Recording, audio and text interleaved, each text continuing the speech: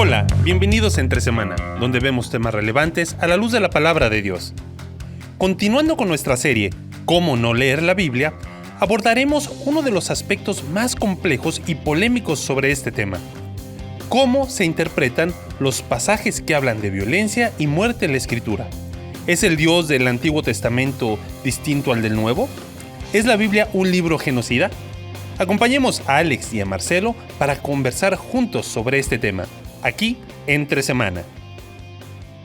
Explorando diferentes tipos de Biblias, ahora en esta serie que estamos llamando ¿Cómo no leer la Biblia? No es ¿cómo no leer la Biblia? No, ni tampoco es no leas la Biblia. No. Es cómo no leer la Biblia. Así es. Y hemos visto algunas herramientas de cómo sí leer la Biblia. Eso lo hicimos hace un par de semanas. Y ahora estamos yendo por las Biblias, entre comillas, si podrías ver mis manos, estoy diciendo comillas, que tiene la gente. Diríamos que son Biblias estereotipadas, o sea, las ideas que la gente tiene sobre la Biblia, y que son los lentes que se ponen cuando la leen, ¿no? Por eso el episodio anterior hablamos de la Biblia anticiencia, ¿no? Correcto. Y que hay que elegir entre Biblia o ciencia, porque las dos se oponen entre sí, ¿no? Sí, y la Biblia anticiencia es interesante porque es una de las pocas Biblias que también los que sí respetan y siguen la Biblia quieren sostener. Sí. Y es como que no, o sea, no te metas a esa pelea. Entonces quizás fue interesante para los dos lados. Sí, hubo ahí algo de feedback interesante con ese episodio, pero bueno, sigamos porque si no vamos a seguir con ese tema y tenemos que avanzar. Bueno, hoy vamos a hablar acerca de uno que sí sucede,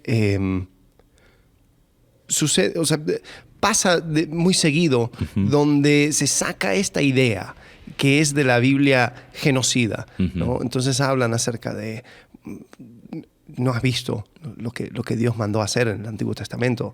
El Dios del Antiguo Testamento es un Dios airado, enojado. Homófobo. Hay la entrada, el comienzo de ¿cómo se llama este libro de Richard Dawkins? La desilusión de Dios. La desilusión de Dios. Él comienza con eso. Dice, hay todo un texto donde le atribuye todo lo peor de la humanidad a Dios y dice, y este es el Dios de los cristianos y de la Biblia. ¿Y de dónde lo sacan? Lo sacan de algunos textos en especialmente la historia de la conquista, ¿no? De la tierra. Sí. Pero ¿sabes qué? Acabas de decir algo que me llama la atención. Uno podría esperar que la premisa esa de que el Dios del Antiguo Testamento es distinto del Nuevo, de un ateo, de un agnóstico o de alguien por último que está en una búsqueda espiritual y no entiende mucho.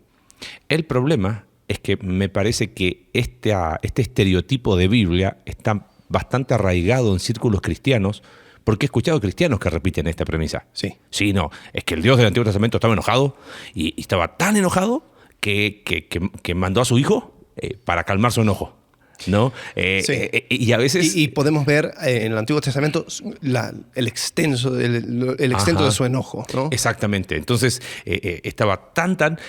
N.T. Wright tiene una frase, no sé si la leí en un libro, la vi en algún video de él, que habla de este estereotipo de que muchos cristianos han construido de un Dios enojado, ¿no?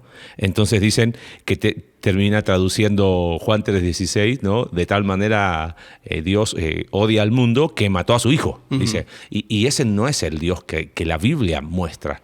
Por supuesto, no sé si nos estamos yendo por las ramas, pero creo que es interesante tocar el tema de la ira de Dios. Porque muchas veces cuando queremos hablar acerca de la ira de Dios, y si lo queremos sostener como un atributo, he visto personas que sostienen la ira de Dios como un atributo de su carácter, de su naturaleza. Dios es un Dios airado. Y si lo quiero sostener, voy a buscar pasajes en el Antiguo Testamento, especialmente de la conquista, y lo quiero poner en alto y decir, ¿ves? Aquí tenemos. Es un carácter esencial de Dios. Y rascando más, muchos toman este concepto de propiciación que aparece en el Nuevo Testamento con la idea griega de apaciguar la ira de los dioses, cuando no Podemos hacer un día un podcast, un episodio, una serie de salvación, los matices de la salvación, todas esas palabras, ¿no? ¿Cuál es el concepto de justificación, propiciación, expiación? Lo dejo ahí puesto en la mesa. Bueno, puede ser un buen tema, ¿no? Vamos a hablar con nuestros productores. Sí. A ver qué nos dice. Nuestros auspiciadores. A ver Claro, a ver si están de acuerdo. Porque propiciación, lo he visto en apuntes de escuelas teológicas que dicen propiciación es apaciguar la ira de un Dios enojado. Y propiciación no tiene que ver con eso. No, y aún en el griego no significa eso. Para nada. Es el lugar de misericordia. Ajá. Cuando, o sea, en el griego, si lo tengo, bueno, yo no soy el que sepa grabar. Maestro, no sé. Maestro. Pero tengo entendido que es el lugar de misericordia, pero las traducciones dicen, lugar de misericordia, este es el propiciatorio. Entonces, dice Jesucristo nuestra propiciación, pero es porque hicieron un vínculo y ellos se tomaron la tarea de hacer la interpretación del texto. Cuando en realidad dice, Cristo es nuestro lugar de misericordia. Bueno, en Hebreos capítulo 4, cuando dice acerquémonos confiadamente al trono de la gracia, ese concepto de trono de la gracia en lenguaje judío es acerquémonos al propiciatorio. ¿Y qué vamos a encontrar allí? La oportuna para hallar socorro, misericordia y gracia, ¿no? Entonces, como que voy al lugar que se supone que es donde está la ira de Dios, pero voy a encontrar la misericordia, el oportuno socorro, la gracia. Propiciación tiene que ver más con satisfacción de un carácter justo. Pero bueno, dejémoslo ahí. Encontramos un vertiente del río donde vamos a tener que volver. Vamos a tener que volver en algún momento. Pero sí es importante, ¿no? Sí. Es totalmente importante porque cuando yo quiero sostener una idea, y entonces el mundo lo toma y hace una caricatura de eso. O sea, me estoy haciendo un autogol. Claro. Porque hay personas que ven... Bueno, vamos a ver algunos textos, ¿no? Y ojo, justo antes de ir a esos textos, los especialistas, porque nosotros somos simplemente, ¿cómo se llama? Intentos de estudiosos amateurs de la Biblia, ¿no? Los especialistas dicen que este tema es quizás de los más complejos de abordar. No sé por qué lo pusiste primero en la lista, segundo en la lista, pero bueno. Lo hice para que sea cronológico en la Biblia. Entonces comenzamos con Génesis, ahora en estamos la conquista. Sí. Entonces entendemos que quizás van a quedar preguntas en el aire. No pretendemos satisfacer todas las inquietudes que puedan surgir de este tema, pero al menos tener un abordaje honesto y sincero, con la mente abierta y con la Biblia abierta, ¿no? Sí. ¿Tienes ahí algunos pasajes? Deuteronomio 7:2. Cuando el Señor tu Dios te las haya entregado y tú las hayas derrotado, deberás destruirlas por completo. No harás ningún pacto con ellas, ni les tendrás compasión. Ok, esa es una. Otro, Josué, capítulo 6. Versículo 21. Josué 6:21 dice, mataron a filo de espada a todo hombre y mujer, joven y anciano, lo mismo hicieron con las vacas, las ovejas y los burros. ¿Qué hicieron los burros? No había pecado. Destruyeron todo lo que tuviera aliento de vida. La ciudad entera quedó arrasada. Una última, Deuteronomio 32:42. Dice, mis flechas se embriagarán de sangre y mi espada se hartará de carne. Wow. Sangre de heridos y de cautivos, cabezas de caudillos enemigos. ¿Qué hacemos con esos versículos? Bueno, si alguien puso atención al primer episodio de esta serie, diría, Alex, leíste un versículo y nunca leas un versículo solo, ¿no? Totalmente. Creo que hay un par más, después lo vamos a ir viendo, porque hay diferentes matices y hay diferentes maneras de ir tomando estas cosas. Ok, ¿qué es lo que escuchamos? Y tú lo dijiste, ¿no? Hay veces donde la respuesta fácil, común, inmediata es, bueno, pero Dios puede hacer lo que quiera.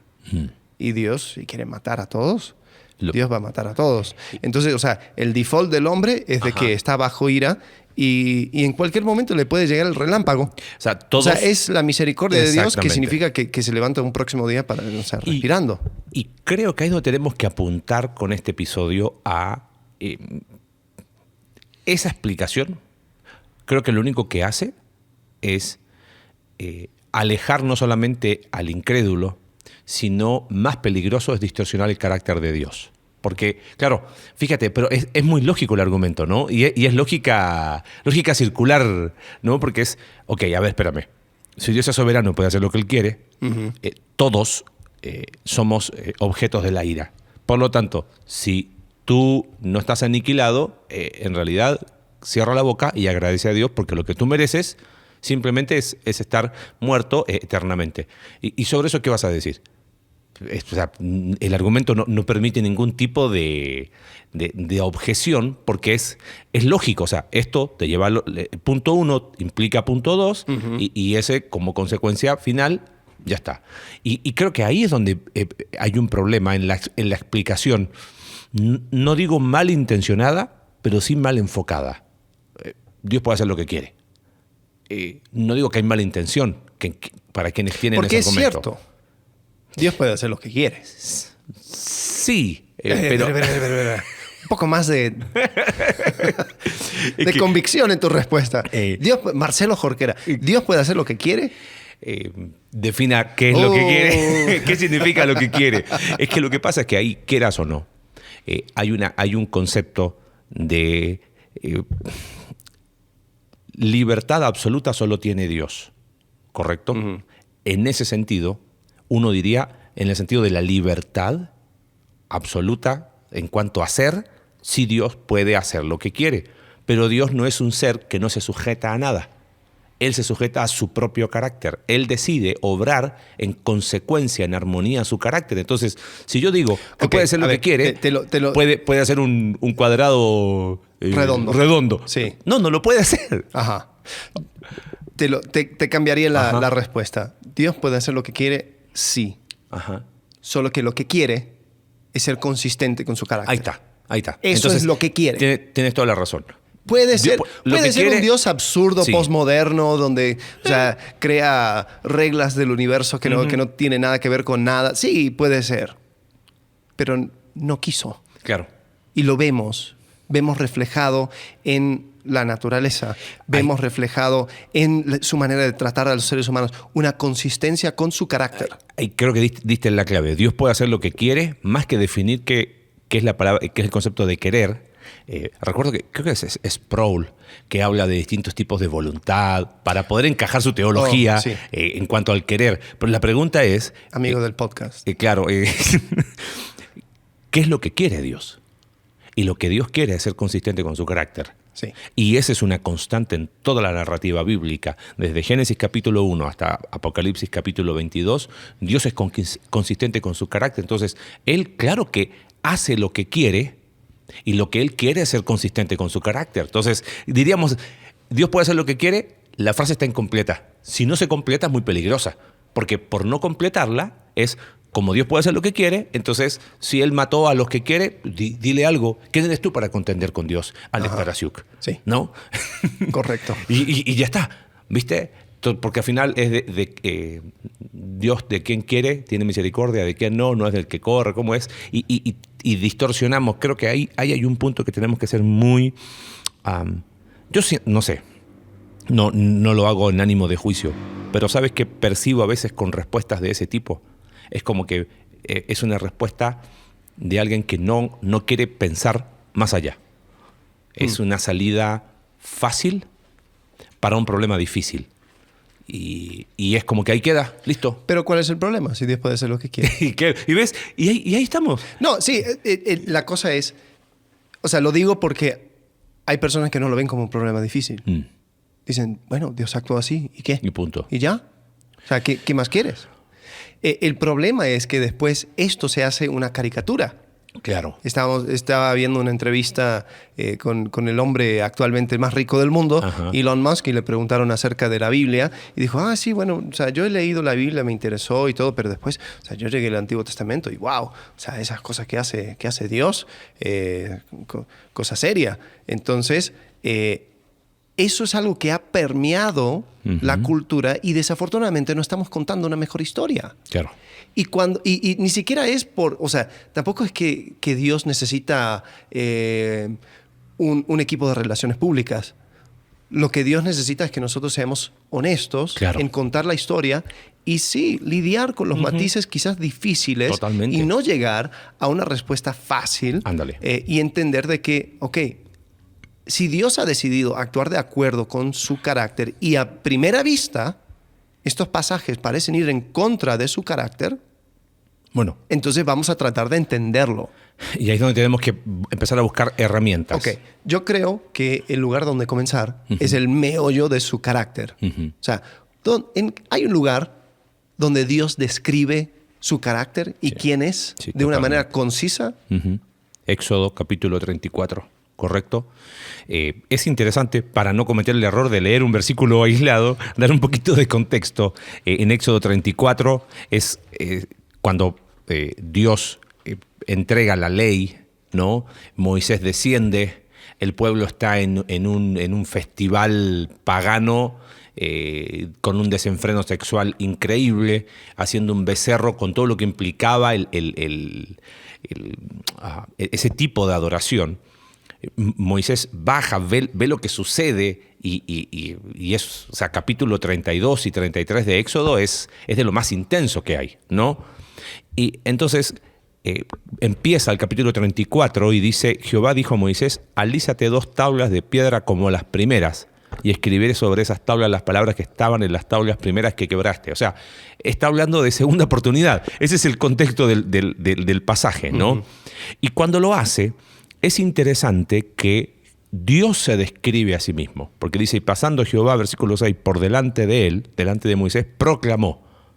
Dios se describe. Esto no es la descripción que hace Moisés de Dios. Y Dios dice de sí: Jehová, Jehová, fuerte. Y acá mira, en el Antiguo Testamento a veces se supone que es el Dios, el estereotipo del Dios airado, ¿no? Fuerte, misericordioso y piadoso, tardo para la ira y grande en misericordia y verdad, que guarda misericordia a millares, que perdona la iniquidad, la rebelión y el pecado, y que de ningún modo tendrá por inocente al malvado, que visita la iniquidad de los padres sobre los hijos y sobre los hijos de los hijos hasta la 3ª y 4ª generación. Entonces Moisés, apresurándose, bajó la cabeza hacia el suelo y adoró. Qué interesante descripción que hace Dios de sí mismo, ¿no? Él se dice que es fuerte, misericordioso, piadoso, tardo, lento para la ira. Fíjate, dice grande, o sea, habla de una extensión de misericordia, que no se limita a algo. Esa es la idea de grande en misericordia, que guarda. Y solamente una expresión, que perdona, y ahí hay 3 palabras, iniquidad, rebelión y pecado, que son las 3 palabras más comunes en el idioma hebreo para hablar de pecado. Entonces, es muy interesante porque los estudiosos dicen que a propósito el autor de Éxodo elige esas palabras para decir: no hay nada que esté fuera del alcance del perdón de Dios. Porque son las 3 expresiones más fuertes y más comunes, que es como para abarcar todos los tipos de pecado. Todos esos Dios los perdona, ¿no? Creo que ahí está el carácter descrito claramente. Y cualquier cosa que vemos que parece ir en contra de ese carácter, lento para la ira, misericordioso, tenemos que mirar y decir: a ver, ¿de qué? Quizás hay algo que me estoy perdiendo. Quizás hay algo que no estoy entendiendo totalmente. Y no simplemente puedo decir: bueno, pero Dios puede hacer lo que quiere. Sí, claro. Dios puede hacer lo que quiere, pero lo que quiere hacer es ser consistente. Y hay una parte que no podemos saltar, que de ningún modo tendrá por inocente al malvado. La Reina Valera habla, creo que tendrá por inocente al culpable. Eso es importante tenerlo como parte del carácter, porque muchos de los escépticos les gusta la primera parte del carácter de Dios. Y cuando tú dices: ¿qué piensas de un juez que tiene por inocente al culpable? No, eso está mal. Bueno, veamos la historia y veamos que los pueblos alrededor sí eran culpables de sus pecados. Entonces, consistencia con carácter es con todo el carácter de Dios, ¿no? Sí, y después, bueno, si quieres continuar, eso de visitando la transgresión de los padres hacia los hijos, una cosa que Dios quiere mostrar es de que el culpable es el que sufre por su pecado, Claro. ¿no? El alma que pecara, esa morirá, Ujú. dice en Ezequiel. Ezequiel dice. Entonces, eso también es parte de su carácter. Entonces, cuando Jehová se está describiendo, dice, ¿qué onda con esto? Ahí es donde a veces la traducción tiene que ver con visita la iniquidad. Dice, no es que, porque Dios no culpa a una persona inocente. Entonces, es como que las consecuencias del pecado van a continuar. Son tan graves que van a continuar de generación en generación. Correcto. Entonces, eso también es importante. Y creo que es parte de esa traducción o esa interpretación bíblica, porque uno lo hace aún con personas, ¿no? Si yo recibo una carta tuya, Marcelo, y tú me dices una cosa que o sea, no sé, estoy pensando en un ejemplo absurdo. Estoy viajando y como detesto la carne asada. Ajá. Yo diría, no, este no es Marcelo. Porque dice, yo conozco tu carácter y sé qué son las cosas que tú aprecias. Entonces, si tú me dices eso, yo tengo un que, foco amarillo. ¿qué onda? Ok, dijo que está viajando por un lado que hacen pésimas carnes asadas y cómo lo detesta. Ok, entiendo. Eso está muy bueno. Hay una explicación para, ¿correcto? Y por eso es importante también en estos pasajes siempre ver el contexto. Leíste Deuteronomio capítulo 7 recién. ¿Podemos ir ahí? Sí. Deuteronomio capítulo 7. Leíste versículo 2. Cuando el Señor tu Dios te las haya entregado y tú las hayas derrotado, deberás destruirlas por completo. Chan, ahí quedó. Pero cuando uno lee todo el capítulo, te empiezas a dar cuenta que muchos de estos versículos que se toman aislados, cuando uno lee todo el contexto, se aclaran. Empieza. El versículo 1, el Señor tu Dios te hará entrar en la tierra que vas a poseer y expulsará de tu presencia a esas naciones grandes y fuertes que tú, que son los hititas, gergeseos, amorreos, cananeos, fereceos, heveos y jebuseos. No harás ningún pacto con ellas ni les tendrás compasión, tampoco te unirás en matrimonio. Fíjate, versículo 5, esto es lo que harás con esas naciones. Bueno, se supone que ya había dicho que lo ibas a destruir por completo, pero más abajo dice esto es lo que harás. Destruirás sus altares, romperás sus piedras sagradas, derribarás sus imágenes de la diosa Acera y les prenderás fuego a sus ídolos. Porque para el Señor tu Dios tú eres un pueblo santo. Él te eligió para que fuera su posesión exclusiva entre todos los pueblos de la tierra. Y empieza a hablar tú no eras más que esos pueblos, ¿no? ¿Por qué hago ese ejercicio? Porque tomando el versículo capítulo 7, verso 2, es como que se contradice con el versículo 5. Entonces, ¿qué está queriendo expresar el autor? Decir, las vas a destruir por completo, después dice, pero esto es lo que vas a hacer. Yo creo que tiene que ver mucho con entender la misión que tenía el pueblo de Israel en ese lugar y claramente lo describe. Es un tema espiritual, no es un tema de exterminio, ¿cómo se llama la expresión? Genocida. Genocida, de limpieza étnica. No, la raza judía es pura, entonces había que matar a todos alrededor.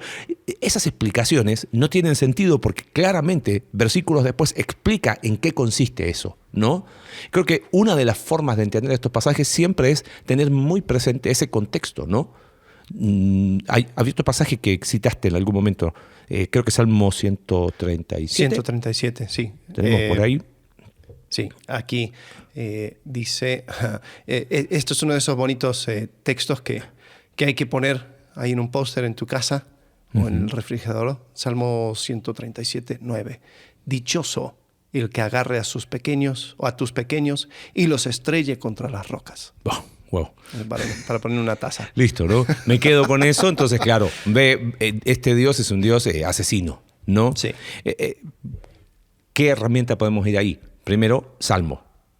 Es un salmo. Entonces tenemos un lenguaje poético. Está hablando más acerca de una emoción del salmista.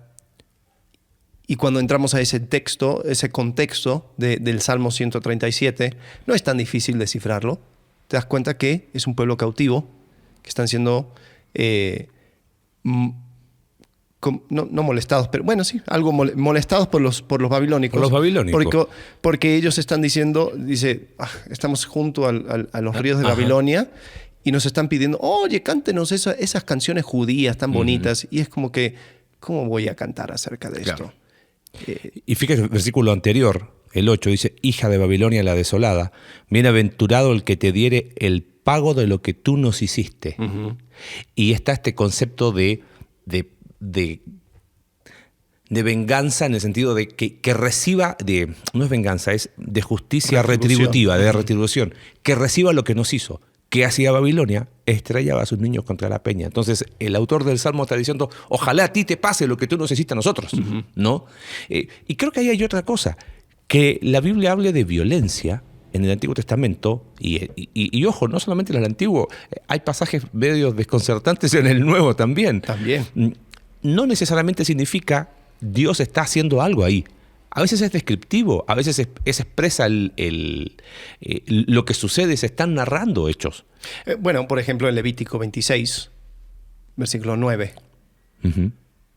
Este versículo dice... no, a ver. Oh, no. 8. Ajá. Tampoco. Estoy mal. Dame un segundo. Lo voy a buscar. No te preocupes. Mientras, algunas recapitulaciones. Para poder entender estos pasajes, siempre estar consistente con el carácter de Dios. Nunca leer ese pasaje aislado, sino ver contexto, como vimos recién en Deuteronomio capítulo 7, como vimos también en Salmo 137. Hay un elemento también que creo que es importante mencionarlo. No sé si lo vemos después en la lista que tienes, si la tienes por ahí, en cuanto al lenguaje hiperbólico, ¿no? Sí. Eso explica mucho. Es 29. A ver, ¿sí? 26, 29. Ahora sí. Volé un número. Un número. Okay. Pequeño detalle. Sí. Hablando de contexto y de detalles, ¿no? Ajá. Dice, entonces yo, desde el 28, entonces yo también me pondré definitivamente en su contra, 7 veces los castigaré por sus pecados y tendrán que comerse la carne de sus hijos y de sus hijas. Canibalismo. Dios va a castigar con canibalismo. ¿Qué está diciendo? Definitivamente esto es un pasaje que habla acerca de las maldiciones por la desobediencia. Son las consecuencias. Y algo curioso, si vamos al libro de Levítico, de Lamentaciones, habla acerca del sitio de Jerusalén. Y en el sitio de Jerusalén, Nabucodonosor rodeó por completo la ciudad de tal forma que decía que las madres tenían que cocinar a sus hijos. Sí. Habla de canibalismo, pero no es canibalismo que Dios lo está sancionando. Está diciendo las consecuencias naturales de tu pecado va a llevar a cosas horroríficas. Y te las anticipo. Yo te las anticipo y te las canto, ¿no? Como dicen. Y creo que es importante entender de que ese es el contexto. Sí. No está diciendo de que eso es algo que la prueba. Él está diciendo, las consecuencias del pecado son tan extremas, son tan problemáticas, que te las voy a describir para que te dé asco y horror. Sí. Pero que sepa que viene a causa de tu pecado. Y ahí alguien podría decir, bueno, pero si lo anticipó, entonces él lo sabía. Y si lo sabía, entonces lo predeterminó. Y ahí hay un problema. Presciencia no es sinónimo, o preconocimiento no es sinónimo de predeterminación. Y ese es un error teológico garrafal. Asumimos que el conocimiento previo o que Dios todo lo sepa, su omnisciencia, es sinónimo de predeterminación. Eso no tiene ningún sustento bíblico. No hay un texto, no es consistente al carácter de Dios inclusive, porque ahí a veces, si lo anticipó cientos de años antes, entonces Él sabía. Entonces si Él sabía, entonces Él lo permitió. Y si Él lo permitió, entonces Él lo determinó. Y ahí es donde llegan esos teólogos que son rebuscados, son los misterios de Dios y ahí no te metas, ¿no? Y al final Dios puede hacer lo que quiere y ahí no somos consistentes con su carácter, ¿no? Y rompemos ese primer... bueno, y es curioso, porque como voy haciendo daño o voy describiendo a Dios con un carácter volátil, la única cosa que me falta resaltar o que queda en el carácter de Dios es soberanía. Claro. Porque esa es la única cosa que no cambia. Claro. Entonces veo un Dios volátil por el Antiguo Testamento, el Nuevo Testamento. Entonces digo, bueno, entonces ¿quién es Dios? Es soberano. Punto. Y eso queda como el atributo máximo de Dios, porque le hice daño a todo lo que él describe acerca de sí mismo. Los mismos teólogos reformados lo dicen.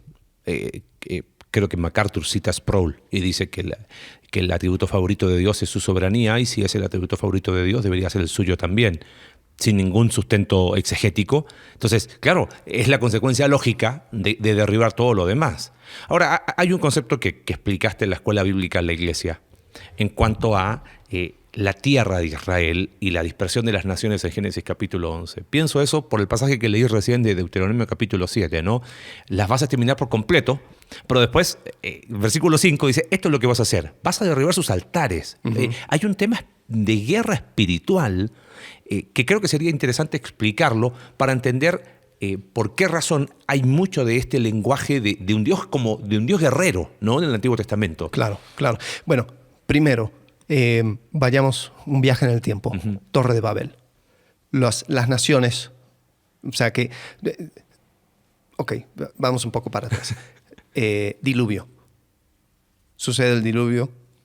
Ahí están sobre el altar. Noé está haciendo un sacrificio. Dios le da, una vez más, nuevas instrucciones a la humanidad. Dice, sean fructíferos, multiplíquense, llenen la tierra. Esa es la instrucción a Noé. Sí. En este nuevo mundo. Se lo dio a Adán y se lo vuelve a dar a Noé. Después se juntan las personas y dicen, vamos a hacer nuestro nombre famoso en Génesis capítulo 11. Vamos a crear una ciudad. Vamos a levantarnos y vamos a subir hasta el cielo para que no seamos dispersados. Entonces Dios dice, dispérsense. Los inhabitantes de Babilonia, o Babel, es la misma palabra, Babilonia. Ellos dicen, vamos a mantenernos juntos. Entonces es una oposición directa al mandato de Dios. Al mandato de Dios. Entonces hay un sistema organizado en desobedecer de manera sistemática a Dios. Entonces Dios dice, esto no va a continuar. Ustedes se van a dispersar. Y si no lo hacen por voluntad propia, yo les voy a dispersar. Entonces les dispersa por medio de los idiomas, ¿no? Pero algo sucede a nivel espiritual también, donde Dios ya cambia su trato con la humanidad y pone o sea, debajo de, o sea, o por encima de estas naciones, diferentes seres espirituales. Sí, que eso lo podemos ver en el libro de Daniel. En el libro de Daniel, ¿no? sí, cuando habla acerca del príncipe de Persia, el príncipe de Grecia. Si quieres ver eso en Deuteronomio capítulo 32, en Salmo 82. Y si tienes dudas, comunícate con la iglesia. Está todo el material de la escuela bíblica del mundo sobrenatural de la Biblia. Pero el punto es, Dios les entregó a estos seres espirituales y les pone bajo su mandato. Dice, yo no voy a tratar con ustedes, pero voy a crear para mí una nación. Entonces, esta nación no existía. Dios lo hace nacer de manera milagrosa, porque capítulo 11 está justo antes de capítulo 12 de Génesis. Capítulo 12 es donde llama a Abraham. Precisamente de la zona donde fue la rebelión. Y creo que esa generalmente, sí. Mostrando, creo, lo que tú dices. Era una nación que no existía, pero creo que hay algo muy importante ahí, porque no es que me guardé lo mejorcito, sino de esa humanidad que se rebeló, voy a buscar la manera voy a hacer una nación que va a ser luz para las demás. Correcto. ¿No? Sí. Y eso es un acto de misericordia. Sí. Entonces, Dios dice, yo voy a hacer de ti una gran nación. Ahora, no había sucedido nada. Abraham era un hombre viejo, su esposa era una mujer vieja, ya no podían tener hijos, y estaban funcionalmente para crear naciones muertos, ¿no? Entonces Dios les guía a esta tierra y dice, aquí yo voy a levantar, voy a hacer tu nombre grande, y voy a crear de ti una nación. Ok. Abraham va divagando, dice, todo lugar donde pise tu pie, ahí es donde será tuyo. Y sube y baja y podemos ver cómo hace mil y un líos y hace un montón de cosas, pero construye altares y él es siempre fiel a Jehová. Y después de cometer sus burradas, él regresa, construye un altar y siempre fue fiel a Jehová. Ok. Dios le dice algo interesante a Abraham. Le dice, sepan que tus hijos van a ser esclavos en Egipto. Se lo dice a Abraham. Mira. Dice, por 400 años. Porque no ha llegado a su altura, estoy parafraseando, no sé exactamente cuáles son los términos en la NBI, pero dice, no ha llegado a su altura, a su tope, el pecado de los, creo que dice amorreos, algunos lo traducen como cananeos, pero dice, o sea, mira, yo les voy a sacar de esta tierra porque los habitantes de esta tierra todavía tienen una oportunidad para reconocer quién soy yo. Y Así ahora, es. algunos dirían, bueno, pero nadie sabía quién era. No. Sí. Acuérdate que Abraham se encuentra con un sacerdote del Dios Altísimo llamado Melquisedec. Un hombre tan misterioso que el autor de Hebreos lo liga con Jesucristo. Y él estaba en la tierra. Entonces los cananeos tenían testimonio. Bueno, avanzamos un poquito más.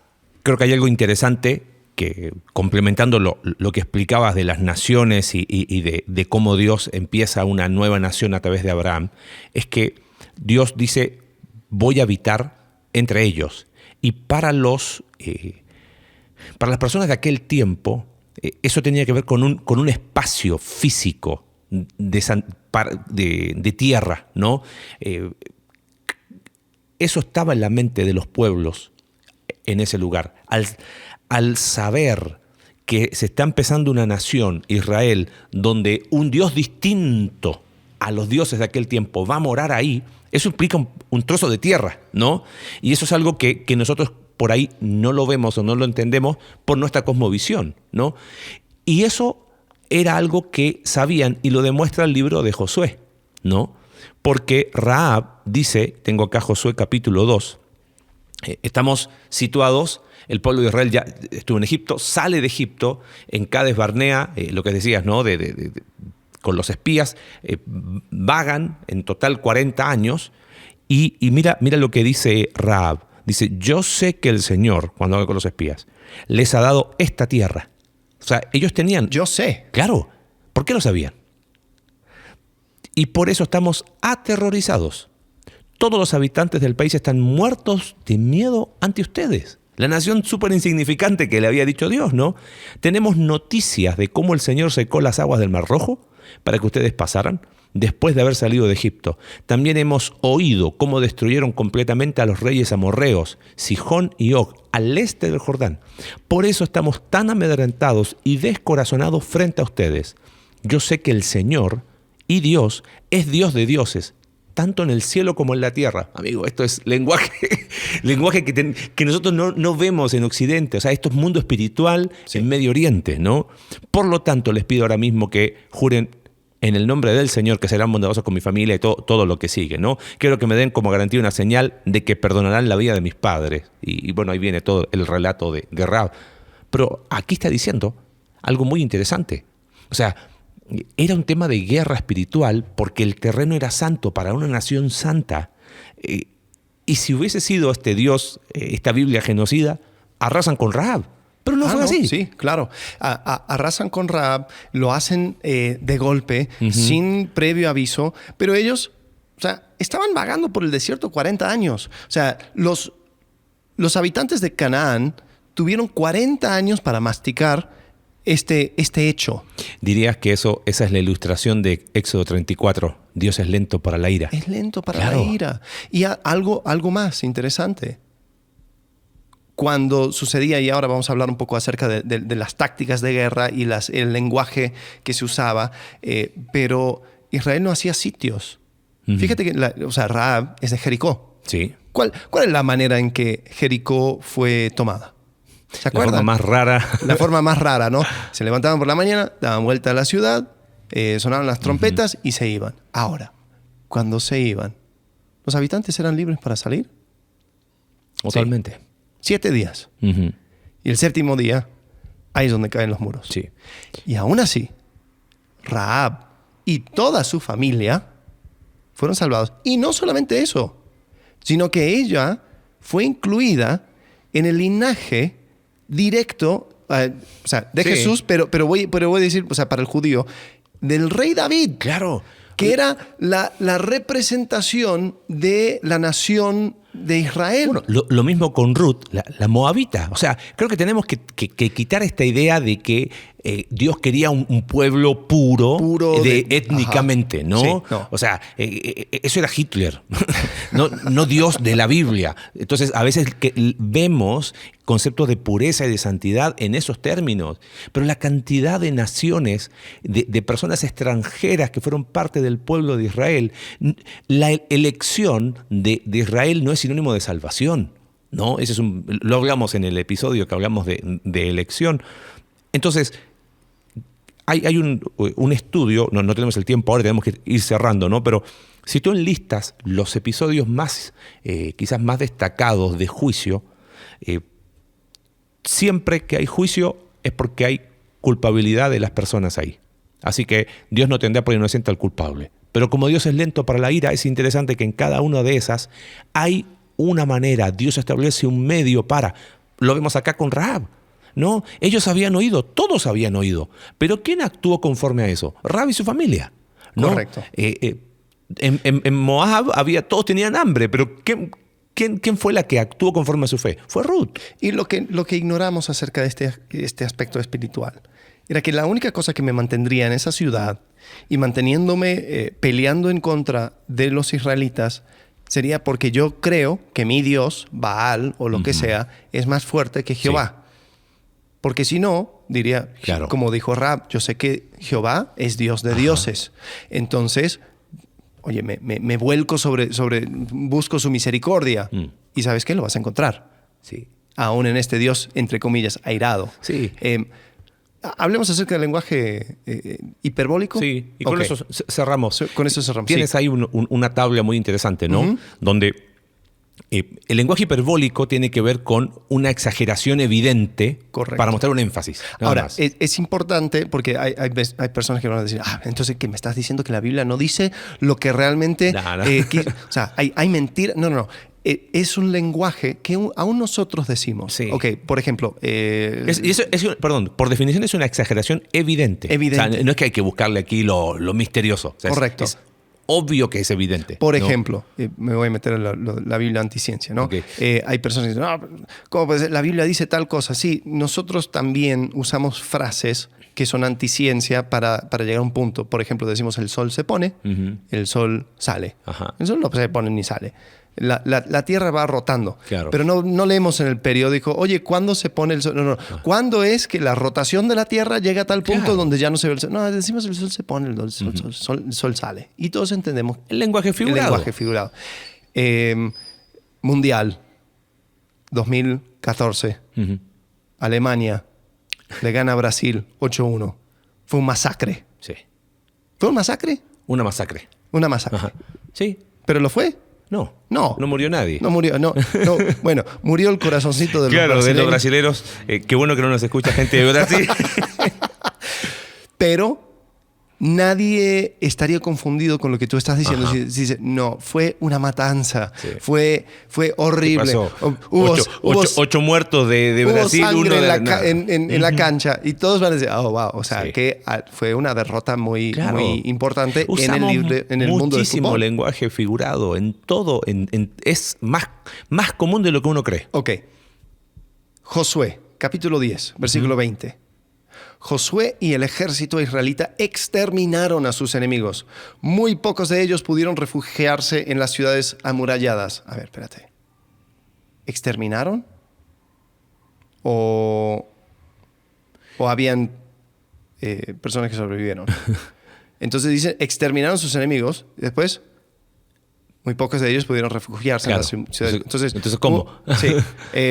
De vuelta, en 39, versículo 39 del mismo Josué, capítulo 10, dice, aquí lo tengo, se apoderaron de la ciudad de su rey y de todas las aldeas y mataron a filo de espada a todos sus habitantes. Nadie quedó con vida. Todo fue arrasado. A Debir le sucedió lo mismo que le había sucedido a Libná, a Hebrón y sus respectivos reyes. Después, si vamos a Josué capítulo 11, podemos ver que de vuelta Debir es destruido por completo. Espérate. ¿Cómo se ve? Sí, ya fue destruido por completo. Entonces, quedaron sobrevivientes. No fue una aniquilación como se describió. Entonces parece que había una forma aceptada de describir cosas para hablar acerca de una victoria grande que tenía que ver con una aniquilación. Pero si nosotros lo tomamos de manera literal, entonces vamos a llegar a conclusiones que ni siquiera lo sostiene la Biblia. Porque cuando hablamos acerca de exterminación, pero después hubo sobrevivientes... Entonces, ¿cómo? Entonces, sí. Y tenemos que entender, así como hablamos en los episodios antes, llegar con el respeto merecido de que nosotros no somos las personas, la audiencia primaria. Nosotros podemos sacar muchas cosas, seguimos aprendiendo, pero sí tenemos que entender qué habrá entendido la audiencia original. Y eso es fundamental. Porque yo estoy seguro que en 1000 años, cuando hablan acerca del masacre de Alemania contra Brasil, dirán, parece que, o sea, según el texto, parece que fue una guerra muy sangrienta. Claro, y van a ver, ¿y cómo era la guerra? 8-1, ¿qué fueron? ¿Viste? 8 muertos de un lado, 1 muerto del otro. Y ahí es donde perdemos algunas cosas, ¿no? Además, tenemos que entender el propósito por el cual estos libros fueron escritos. Y fueron escritos para demostrar a la nación de Israel que el Dios que estaba entrando en pacto con ellos era un Dios totalmente distinto al resto de los dioses. Y eso nos anticipa al próximo episodio. Quizás cerrando algunas cosas, creo que tenemos que eliminar la idea entre los cristianos, que es el público que nos escucha, ¿no? De que hay un Dios de una manera en el Antiguo Testamento y un Dios diferente en el Nuevo Testamento. Ese Dios enojado, airado, pero que ahora que llegó Jesús, ahí descargó toda su ira. Y el Salmo 103, Antiguo Testamento, Salmo de David, un tipo que si metió las patas, ahí está, David. Alaba alma mía al Señor, alabe todo mi ser su santo nombre. Alaba alma mía al Señor y no olvides ninguno de sus beneficios. Él perdona todos tus pecados, sana todas tus dolencias, Él rescata tu vida del sepulcro, Él te cubre de amor y compasión. Mira qué interesante, dice, el Señor hace justicia, defiende a todos sus oprimidos, dio a conocer sus caminos a Moisés y reveló sus obras al pueblo de Israel. Y mira qué cita ahora, el Señor es clemente y compasivo, lento para la ira y grande en misericordia, grande en amor. Lo mismo que le había revelado Moisés. O sea, el carácter de Dios es inmutable. Hay que saber entender contextos, no hay que aislar textos fuera de la historia mayor. Hay que leer la Biblia en su totalidad, que no es un libro, es una biblioteca, pero hay continuidad en esa biblioteca, y creo que eso aclara mucho de esta idea de la Biblia genocida o de la Biblia que impulsa la limpieza étnica, ¿no? Sí. Sí, y creo que para terminar, es curioso que el libro de Jonás, en capítulo 4, cuando Jonás se está quejando, ¿por qué no mata al pueblo más sangriento de toda la tierra? Sí. Y esto no es por los... no es algo que decimos... Los cristianos, historiadores. No. Historiadores dicen, ¿Hitler fue malo? Dice, los asirios eran como una sucesión de Hitlers. Sí. O sea, por siglos. Dice, no hubo pueblo más sangriento que los asirios. Y Dios les manda un profeta, Jonás, para que hable y les advierte acerca de una destrucción. Y ellos se arrepienten. Y Jonás se enoja. Y fíjate lo que dice Jonás. Así que oró al Señor de esta manera. Oh, Señor, no era esto lo que yo decía cuando todavía estaba en mi tierra. Por eso me anticipé a huir a Tarsis, pues bien sabía que tú eres un Dios bondadoso y compasivo, lento para la ira y lleno de amor, y que cambias de parecer y no destruyes.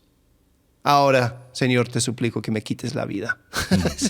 Estaba enojado Jonás porque decía, Lo que yo quiero es destrucción y ira. Claro. ¿Dónde está ese Dios airado? ¿Dónde está ese Dios que va y destruye las naciones? Y dice, yo sé que tú no eres así, por eso me fui. ¿Para qué voy a advertir a los asirios acerca de eso? Entonces, si podemos recalcar algo acerca del Dios del Antiguo Testamento, es que es un Dios misericordioso, lleno de amor. Sí, totalmente.